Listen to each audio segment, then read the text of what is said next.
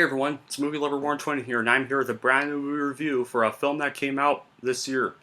Not in theaters though, but on Netflix. Yeah, it's another Netflix animated film review today. So, this is basically for a film that's from a company, Sony Pictures Animation, the company behind films like Spider-Man Into the Spider-Verse, Mitchells vs. the Machines, Surf's Up, the Clyde Shots and Meatballs films, and of course the most critically hatedly infamous, the Emoji Movie, which I ranted on this year as part of a 100 subscriber special. So, that being said, however, since the Emoji Movie, with films like Into the Spider-Verse and Mitchells vs. the Machines, they've been finally trying to improve themselves. Finally clearly came under new management, and now been making way better movies ever since. And it finally started to get better. And are now becoming a bit of a more mature studio, making a little few more mature films. So, this year we had Mitchells vs. the Machines, which I consider the best animated movie this year, which I give a 10 out of 10. You can go check out my review for that film. And they also released a film on Netflix called Wish Dragon, which I have not seen. And I heard it's just so. I don't think I'll really check it out. And they also now, this month, week and a half ago, they released Vivo, the most recent film from Kirk D'Amico, which was supposed to be made at DreamWorks, but then went to Sony Animation. And I think it was also supposed to have a theatrical release, but it got dumped to Netflix. Much like Mitchell's, which is a shame because both films deserve to be in theaters. And now they're probably not going to get DVD releases because of it. It's nice. So, with that being said, what is this film about? Well, Vivo follows a one-of-kind King Kaju, aka Rainforest Honey Bear, who spends his days playing music to the crowd in a lively square with his beloved owner Andres. Though they may not speak the same language, Vivo and Andres are the perfect duo through their common love of music.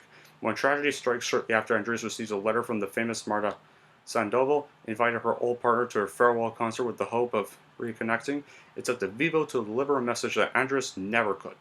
A love letter to Marta, written long ago in the form of a song. And in order to get to Marta, who lives a world apart, Vivo will need the help of Gabby, an energetic tween who bounces to the beat of her own offbeat drum to fulfill his owner's wishes. So yeah, that's pretty much what the movie's about. So, I heard some people say it was actually a pretty good film, and I think Avengers Endgame fan had seen it and actually apparently liked it, so I decided, okay, I'll check this movie out. It'll give me something to review. So, I checked it out last night, and I gotta say, I thought it was pretty good. Was it better than Mitchells vs. Machines? Sorry to people who think that. No, it was not. I still prefer Mitchells vs. Machines. This one was good, but didn't really give much of an impact that movie did. On me, anyways. So yeah, I think Mitchells vs. Machines was still better of the two. Was this movie terrible? No, it was not. It was still pretty good. Movie for what it was. Just not like Mitchell's or Into Spider-Verse levels of good. But Vivo was like a fun adventure. It still had a cute, sweet, emotional story. The music in it is very awesome. Animation was stunning. The voice cast was beautiful. It was an entertaining, nicely made musical animation that both kids and adults, I think, would enjoy. Like, the movie started great and flowed beautifully to a crescendo, essentially a celebration of Cuban music that I think Pixar would probably be even jealous they didn't get to first, though. Vivo actually does have a few similar elements from the 2016 Sing animated musical, and it still relied on its own unique cultural flavors and settings to impact a special message through the power of song. And it kind of had, and unlike Sing, this movie actually has more original music, in a way. What else can I think of? Oh yeah, also, no, I'll get to that part later. But Lin-Manuel Miranda's touchlight prevailed throughout the film. Like, who voiced Vivo actually did a pretty good voice performance as Vivo, and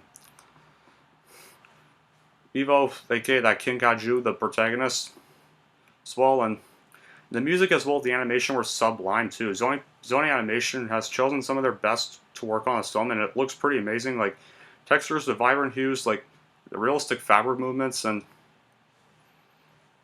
like Alex Camora and Lin-Manuel Miranda actually worked on scoring Vivo, and their combination is really good too. And really love Kirkton Michael's direction to keep the story going strong without any irrelevant plot deviations, and it was wonderful to see a non-Pixar movie. In this case, Vivo and Netflix pull off that magic formula that once believed like that. I feel like it was originally must have believed that only like Disney and Pixar could pull off, but now they're proving that actually it's not just them. Other animation studios like Sony Animation are really starting to catch up to them and like starting to kind of in a way outdo them a little bit. But however, with some of their films, like I don't think this film really outdid like Raya or Luca. Really, I thought those two were kind of better than this. I mean, I think the problem I have with there are some problems I have with this movie. Like the movie, I think the problems I have with the movie that the story can get kind of generic, and there are some generic characters every now and then, like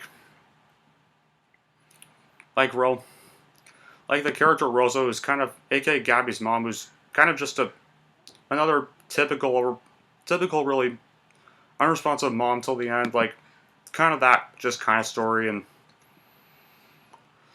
then there's, of course, these characters known as the Sand Dollar Scouts, who are kind of they're kind of originally your typical generic rivals at first, but they actually do start to become good in a bit, so I'm glad that cliche was kind of a bit avoided, at least. Voice, and I find it feels a bit, and it does kind of feel a bit too short, a little bit. I mean, the movie's about 99 minutes, but it didn't really feel like 99 minutes. It kind of felt around 89-ish minutes, really, so